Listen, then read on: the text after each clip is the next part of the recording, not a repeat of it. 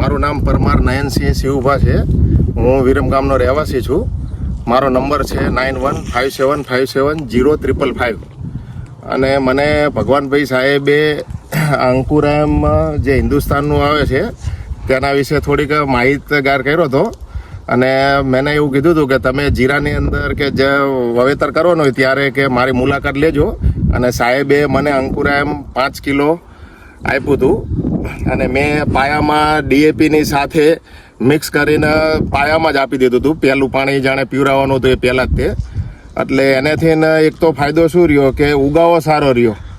અને બીજું કે એમાં ભેજની સંગ્રહતા છે. એટલે જીરાની અંદર પહેલાં જ પાણીની અંદર જેમાં અંકુરામ આપેલું હતું તેમાં જીરું સરસ ઉગી ગયું. અને જેમાં નહોતું આપેલું એ તમે જોઈ શકો છો.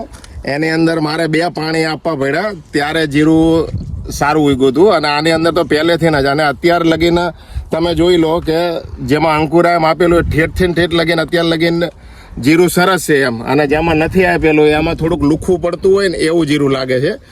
એટલે હિન્દુસ્તાન ગમનું જે અંકુરામ રહ્યું ખરેખર સરસ વેરાયટી એમ. અને હું તો એવું કહેવા માગું કે દરેક ખેડૂતોને આનો ઉપયોગ કરવો જ જોઈએ. અને એમાંય જો તમારે રેતાળ અથવા ગોરાળું કે એવી જમીન હોય એમાં તો આના કરતાં રિઝલ્ટ સારું આવે. કારણ કે ભેજ સંઘરી રાખે છે ને આ વસ્તુ એટલે. અને હું તો ખેડૂતોને કહેવા માગું છું કે ખરેખર અંકુરામ કાયમ માટે આપી જ દેવું જોઈએ પાયાની અંદર. એટલે શું તમારે પાછળથી કોઈ પ્રોબ્લેમ ના આવે એમ. અને ઉગાવો સારો રહે. અને ખેડૂતોને એક જ હોય કે જીરું કે ગમે એ મોલ હોય ઉગાવો સારો હોય એટલે પછી ઠેઠ લગીને નથી વાંધો આવતો હોતો.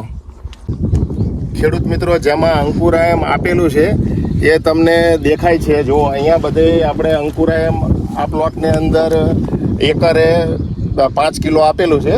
એમાં તમે જોઈ શકો છો કે દાણેથી માંડીને દરેક જગ્યાએ અત્યારે એક જ સમાન ઉગાવો સારો મળ્યો હતો. એટલે જીરું એક જ ધારું સરસ ઉગેલું છે. અને મને તો એવું લાગે છે કે લગભગ ઉતારાની અંદર 10 થી 15% આની અંદર ઉત્પાદન વધારે આવશે.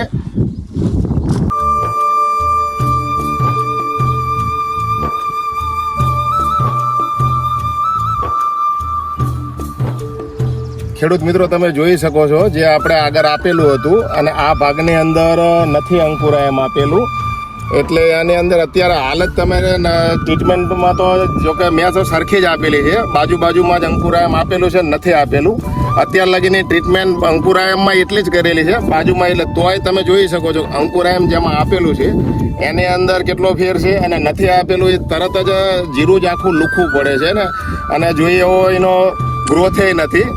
એટલે ખેડૂત મિત્રોને હું તો એક જ કહીશ કે ભાઈ અંકુરામ ખરેખર આપવું જ પડે. આપવાથી ઘણો બધો ફેર પડે છે. અને આપણને ખેડૂતોને તો 10-15% ફેર પડે. એટલે તમારે 25-30 વીઘાનું જીરું હોય તો ઘણો બધો ફેર પડી જાય એમ. એટલે અંકુરામ ખરેખર વેરાયટી સારી છે અને અપાય જ તેમ પાયામાં.